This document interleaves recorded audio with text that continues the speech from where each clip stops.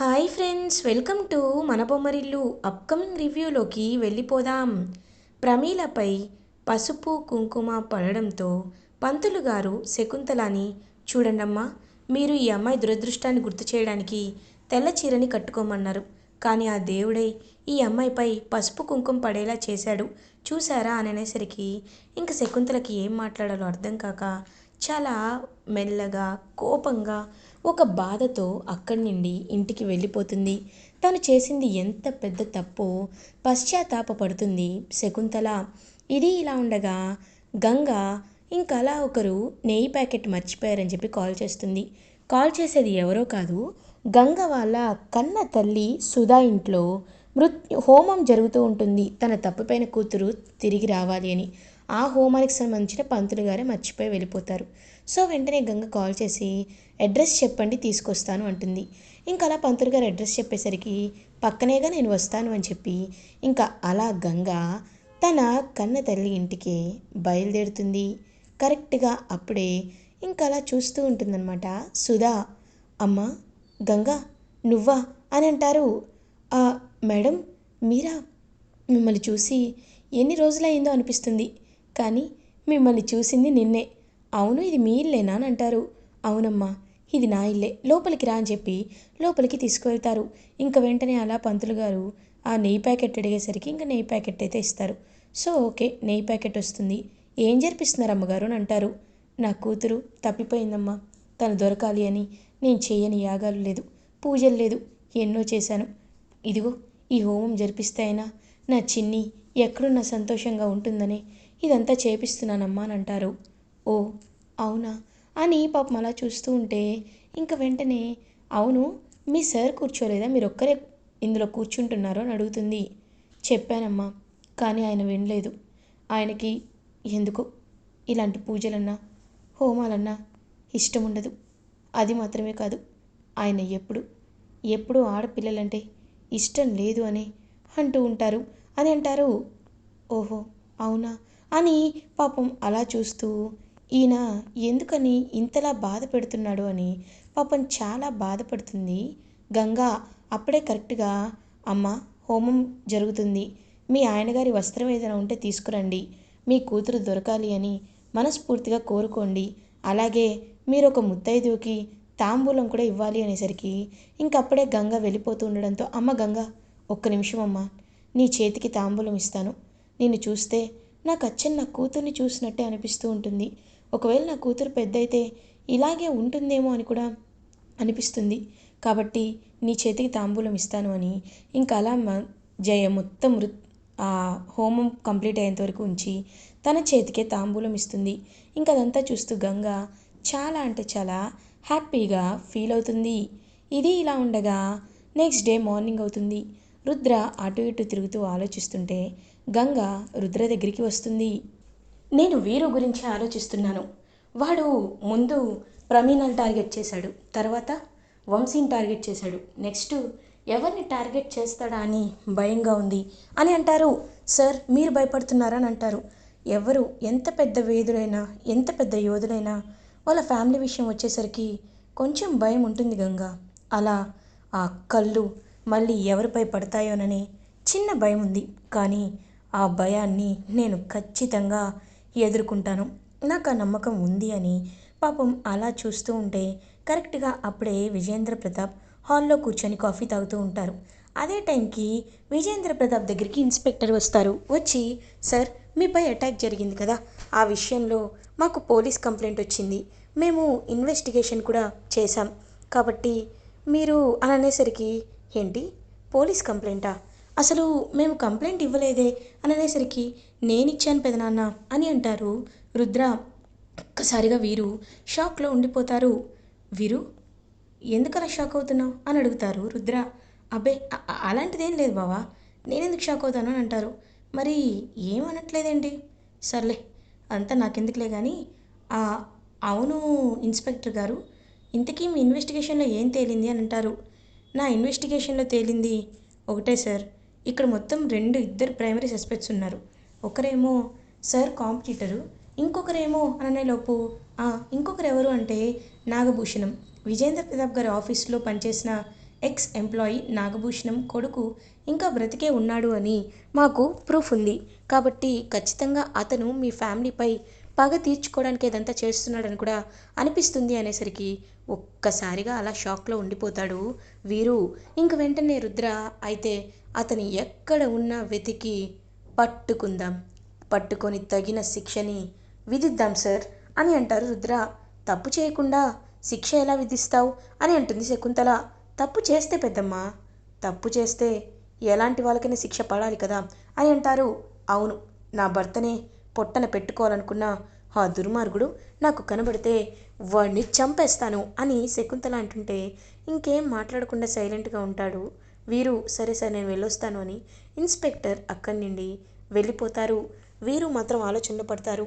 లేదు, నన్ను రుద్ర చేరుకుంటున్నాడు, నేను రుద్రకి దొరకకూడదు.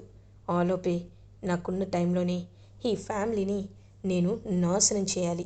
నాశనం చేయాలంటే ఏం చేయాలి అని ఆలోచిస్తూ ఉంటాడనమాట వీరు. ఇది ఇలా ఉండగా కొన్ని డేస్ అలా ఇంకా పాస్ అవుతూ ఉంటాయి. గంగ అలా బాక్సింగ్లో హ్యాపీగా ఛాంపియన్గా ఉంటూ ఉంటే ఇటువైపు ఏమో రుద్ర ఏమో తనకి బాక్సింగ్ హ్యాపీగా నేర్పిస్తూ ఉంటాడు. విశ్వనాథం కూడా వాళ్ళ ట్రైనీ ధీరజ్కి అలాగే బాక్సింగ్ పర్ఫార్మెన్స్ అయితే చేపిస్తూ ఉంటాడు. అలా కొన్ని డేస్ గడుస్తూ వెళ్తూ ఉంటాయి.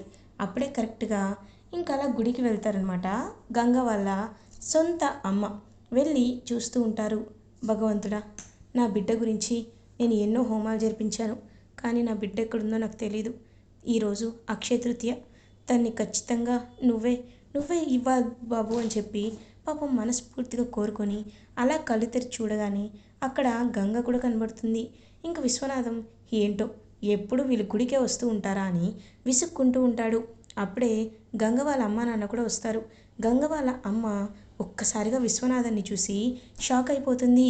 ఆ అమ్మ, ఇదిగో ఈవిడే మా అమ్మ, తన పేరు లక్ష్మి, మా నాన్న పేరు పైడిరాజు అని ఇంకా సుధాకి పరిచయం చేస్తూ ఉంటుంది గంగ. ఒక్కసారిగా తనకైతే చెమటలు పడుతూ ఉంటాయి. నమస్కారం లక్ష్మి గారు, మీరు నిజంగా చాలా అదృష్టవంతులండి. గంగ లాంటి అమ్మాయి మీకు ఉండడం నిజంగా మీ అదృష్టం అని అంటారు.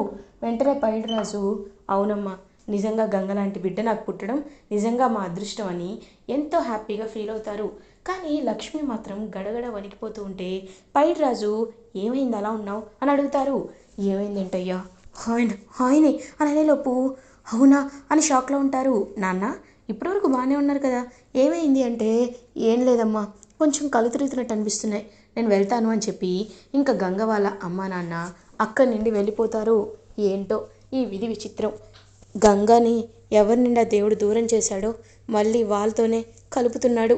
ఈ విధిరాతని ఏమనాలో ఏమీ అర్థం కావటం లేదు అని ఇంకలా పైడిరాజు లక్ష్మి ఇద్దరు ఒకరితో ఒకరు మాట్లాడుకుంటూ ఉంటారు. ఈ విషయాన్ని వెంటనే మనం ఖచ్చితంగా బాబుకి చెప్పాలి, రుద్రబాబుకి చెప్పాలి అని రుద్రని వెళ్ళి మీట్ అవుతారు పైడిరాజు అండ్ లక్ష్మి. రుద్ర, ఏంటి ఏదో మాట్లాడాలని పిలిచారండి అని అడుగుతారు. బాబు, మీకు ఒక ముఖ్యమైన విషయం చెప్పాలి బాబు. గంగ వాళ్ళ కన్న తండ్రిని మేము చూసాం బాబు, గంగ వాళ్ళతో సన్నిహితంగా కూడా ఉంటుంది అని అంటారు. ఏంటి, గంగ వాళ్ళ అమ్మ నాన్న చూసారా, ఎవరు వాళ్ళు అంటారు. ఇవాళ గుళ్ళో కలిశారు బాబు, తనే మాకు పరిచయం చేసింది బాబు, వాళ్ళ పేర్లు నాకు విశ్వనాథం అంట బాబు అని అంటారు. ఏంటి, విశ్వనాథమా అని అంటారు. అవును బాబు, వాళ్ళ భార్య పేరు సుధా అంట అనేసరికి ఒక్కసారిగా రుద్ర షాక్ అయిపోతాడు. వెంటనే ఫోటో తీసి ఈయనేనా అని చూపిస్తారు. ఆ బాబు ఈయనే, ఆ రోజు గంగని చేతులు దులుపుకొని వదిలేశాడు బాబు అనేసరికి ఇంకా సీన్ అంతా అర్థమైపోతుంది రుద్రాకి. అతనికి ఆడపిల్లలంటే చిన్న చూపు, చులకన భావం, అందుకే తన వారసురాలిగా గంగా పనికి రాదు అని చిన్నప్పుడే తన్ని వదిలించుకున్నాడు. ఈ విషయాన్ని అర్థం చేసుకున్న రుద్ర ఆలోచనలో పడతారు. మీరు నాకు ఈ విషయం చెప్పి చాలా మంచి పని చేశారు. థ్యాంక్ యూ అత్తయ్య గారు, థ్యాంక్ యూ మావయ్య గారు, ఇకపై అంతా నేను చూసుకుంటాను అని రుద్ర బయలుదేరుతాడు. ఇంకా ఇదే విషయాన్ని రంగాతో కూడా చెప్తాడు. ఏంటి బావా, ఆ రోజు గుళ్ళో కలిసిన ఆవిడే మా చెల్లి వాళ్ళ కన్న తల్ల, ఈ విషయం గంగకు తెలిస్తే ఎంత బాగుంటుందో కదా అని అంటారు. వద్దు, ఇప్పుడే ఆ విషయాన్ని చెప్పొద్దు రంగా, ఎందుకో తెలుసా, ఆ విషయం చెప్తే ఆయన ఒకప్పుడు ఎలా గంగను దూరం పెట్టాడో ఇప్పుడు కూడా అలాగే దూరం పెడతాడు. అదే గంగ బాక్సింగ్ ఛాంపియన్ అయిన తర్వాత ఈ నిజం తెలిస్తే నా కన్న బిడ్డకి ఇంత టాలెంట్ ఉంది, నేను నా కన్న బిడ్డని దూరం చేసుకున్నానే, అమ్మాయి అనే వ్యత్యాసం చూపించి తన్ని నేను దూరం చేసుకున్నానే అని బాధపడతారు. కాబట్టి నేను చెప్పేది విను. తన గురించి నిజం ఛాంపియన్ అయిన తర్వాతే బయట పడాలి అని గట్టిగా ఫిక్స్ అయ్యి ఇంకా వాళ్ళ అమ్మ గురించి వాళ్ళ నాన్న గురించి తెలుసుకున్నాడు. కాబట్టి రుద్రకి ఒక ప్రాబ్లం అయితే సాల్వ్ అయిపోతుంది. ఇది ఇలా ఉండగా కొన్ని డేస్ పాస్ అవుతాయి. అలా ఇంకా స్నేహ దగ్గరికి వీరు సెట్ చేసిన రోహిత్ అయితే వెంట పడుతూ ఉంటాడు. స్నేహ, సారీ స్నేహ, ఆ రోజు ఏదో ఊరికే మాట్లాడాను, కానీ నాకు బుద్ధొచ్చింది. ఐఎమ్ సారీ, నాకు కొంచెం స్టడీస్లో హెల్ప్ చేయవా, నేను పూర్ కదా అని చెప్పి ఇంకా అలా స్టడీస్లో హెల్ప్ చేస్తున్నట్టు మొత్తం ఇంకా స్టడీస్ కంబైన్ స్టడీస్ చేస్తున్నట్టు చేసి అలా అలా మెల్లమెల్లగా రోహిత్ అయితే స్నేహకి దగ్గరవుతాడు. ఒకరోజు కావాలనే స్నేహ వెళ్తుంటే అడ్డగించి రౌడీలను సెట్ చేస్తాడనమాట. రౌడీలేమో స్నేహం చుట్టుముడతారు. ఏయ్, ఏంటి నువ్వు ఇంత అందంగా ఉన్నావు, పద వెళ్దామని చెప్పి రౌడీలు కావాలని తన్ని అబ్యూజివ్గా మాట్లాడుతూ ఉంటే ఒక్కసారిగా అక్కడికి ఈ వీరు సెట్ చేసిన రౌడీ వస్తాడు. వచ్చి బాగా కొడతాడనమాట. కొట్టేసరికి ఇంకా చాలా అంటే చాలా హ్యాపీగా అనిపిస్తుంది స్నేహకి. మనకేమైనా పర్లేదు కానీ మన అనుకునే వాళ్ళకి ఏదైనా అయితే తట్టుకోలేను అని చెప్పేసి అక్కడి వెళ్ళిపోతాడు. ఇంకా చాలా హ్యాపీగా అనిపిస్తుంది అనమాట స్నేహకి. ఇతను నిజంగా చాలా మంచివాళ్ళ ఉన్నాడే అని హ్యాపీగా ఫీల్ అవుతుంది.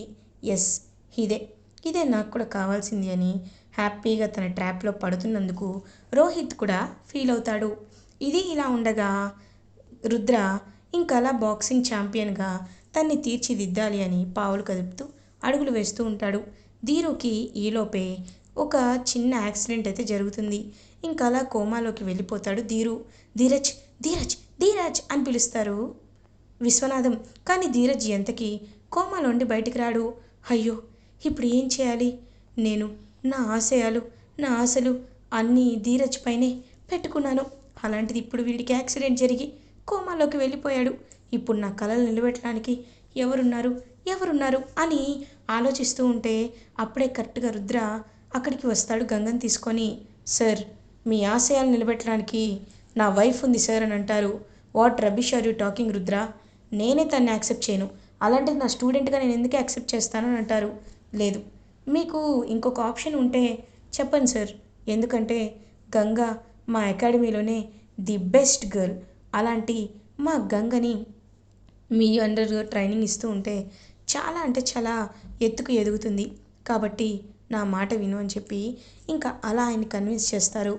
సరే, నా మనసుకి ఒప్పుకోకపోయినా ఇప్పుడు ఛాంపియన్షిప్కి టోర్నమెంట్స్ దగ్గర పడుతున్నాయి కాబట్టి తప్పక చేస్తున్నాను. తప్పక తను గెలవకపోతే మాత్రం ఆ బ్యాడ్ నేమ్ అంతా నీదే అని అంటారు. లేదు సార్, తను నా ట్రైనింగ్లోనే ఉంటుంది. గెలిస్తే మీ పేరు చెప్తుంది, ఓడిపోతే నా పేరు చెప్తుంది. ఓకేనా సార్ అని అంటారు.